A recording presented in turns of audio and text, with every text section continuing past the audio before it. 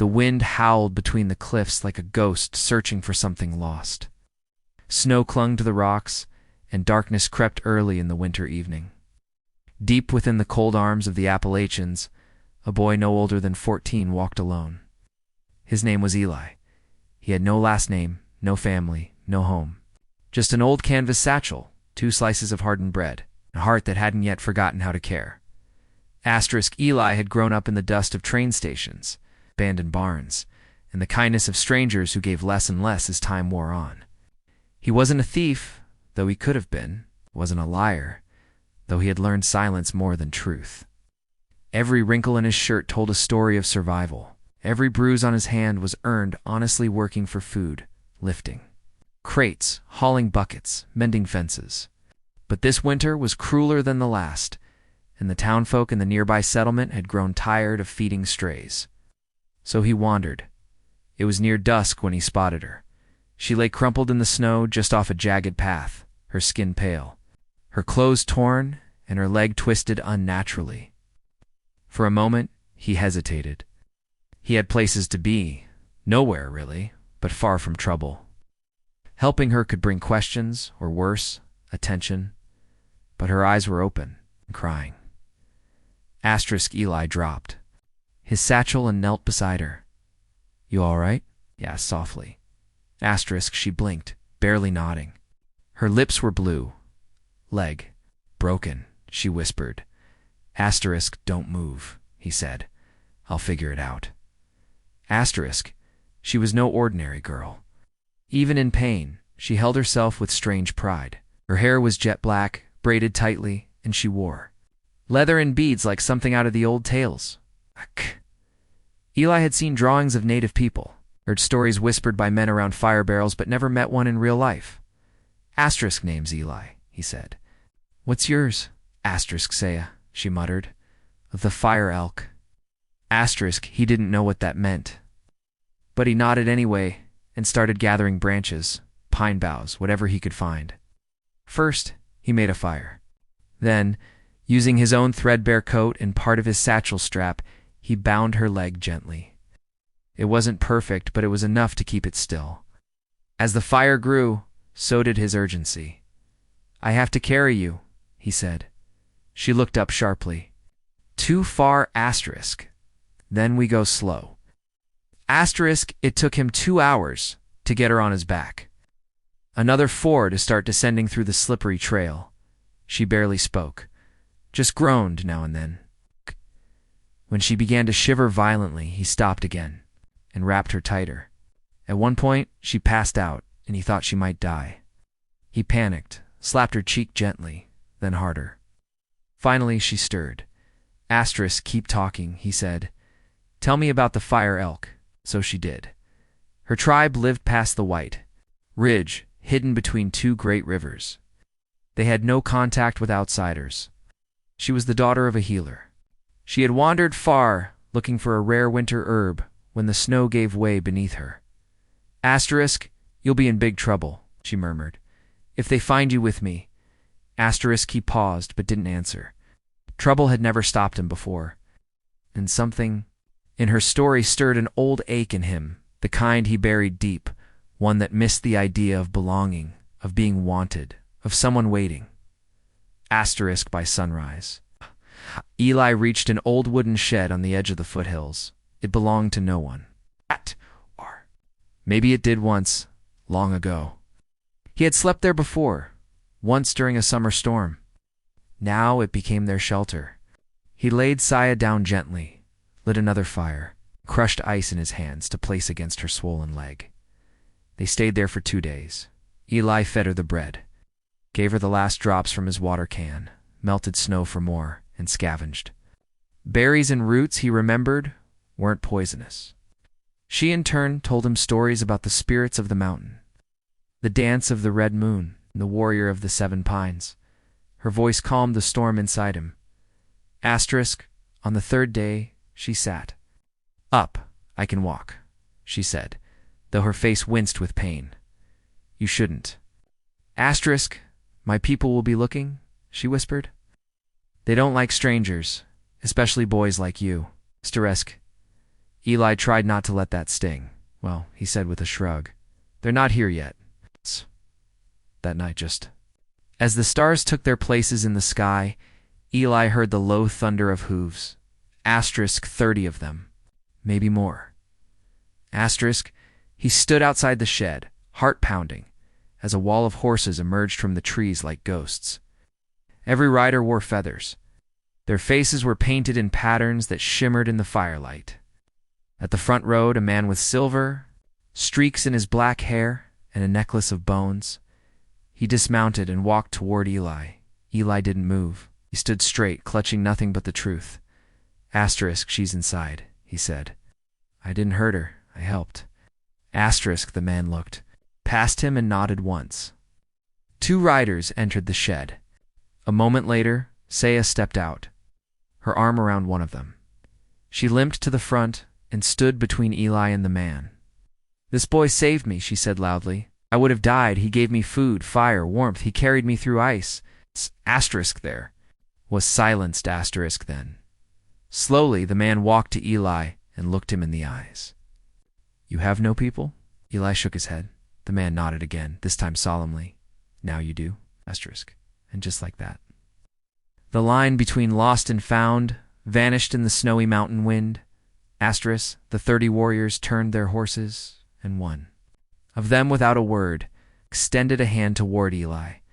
He looked at Saya. She nodded with a small smile, and for the first time in his life, Eli stepped forward, not into fear, but into family.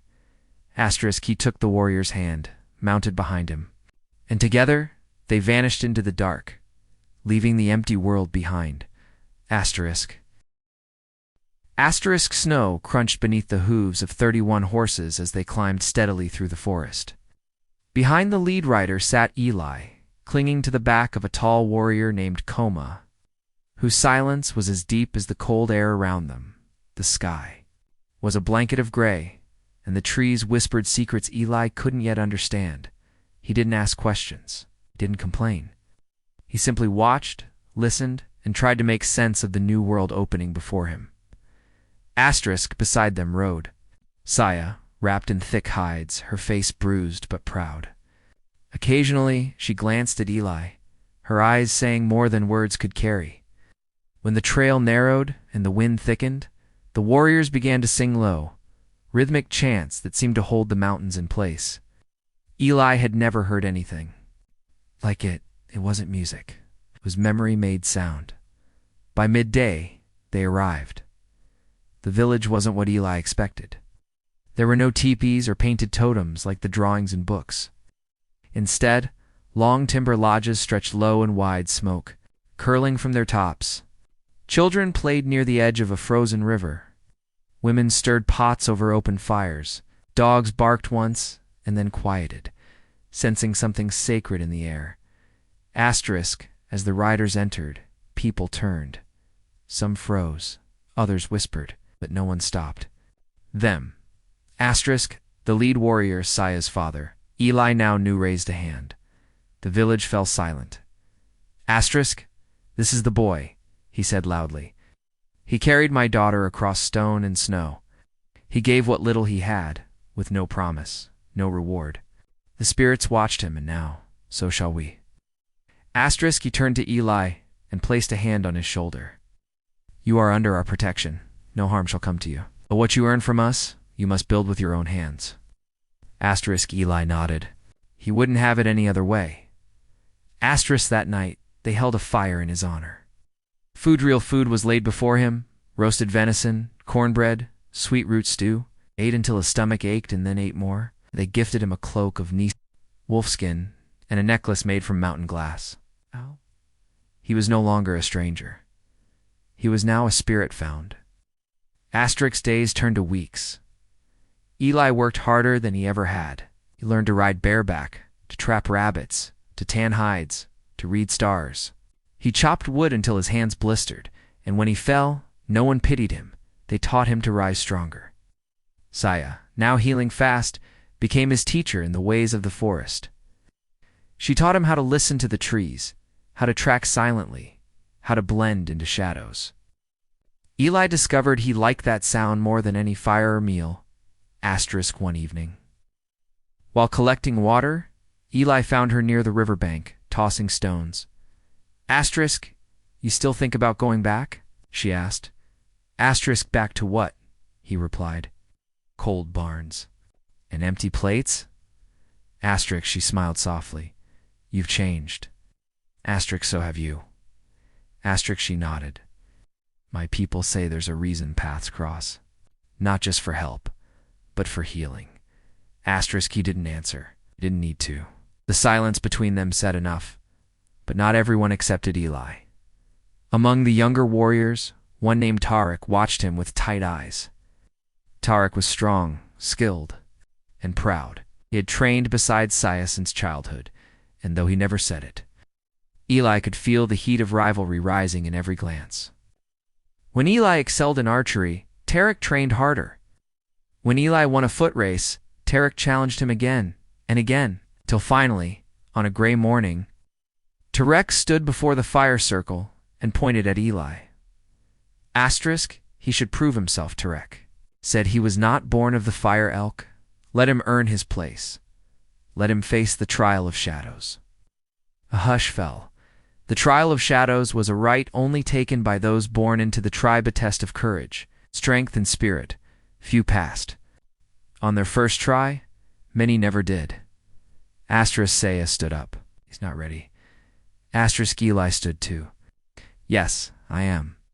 That night, the council agreed. At dawn, Eli would enter the canyon of Ekozalon with nothing but a knife and a torch. He would have to climb to the ridge, retrieve a stone marked with sacred ash, and return before the third moon rose.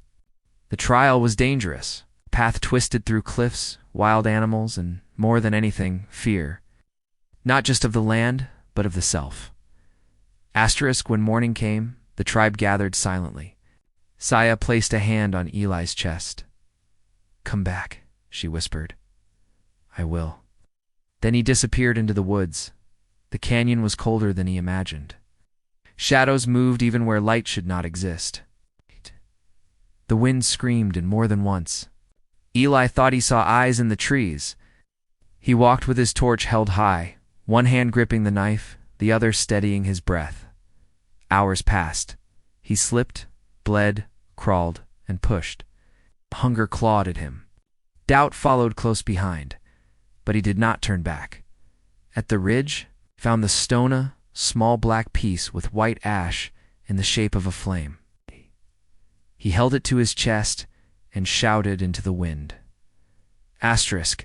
I am not alone. Something howled back. The way down was worse. Night fell faster than he expected, and in the dark, he stumbled into a den of wildcats, 3 of them, lean and hungry. They circled him, hissing. We raised the torch, but one pounced. Eli fell hard, the cat tearing into his arm. He screamed, kicked, rolled. Fire licked the cat's fur. It fled, snarling. The others followed. Eli collapsed, blood soaking his sleeve. But he clutched the stone tightly. He rose and walked, limping, broken but alive.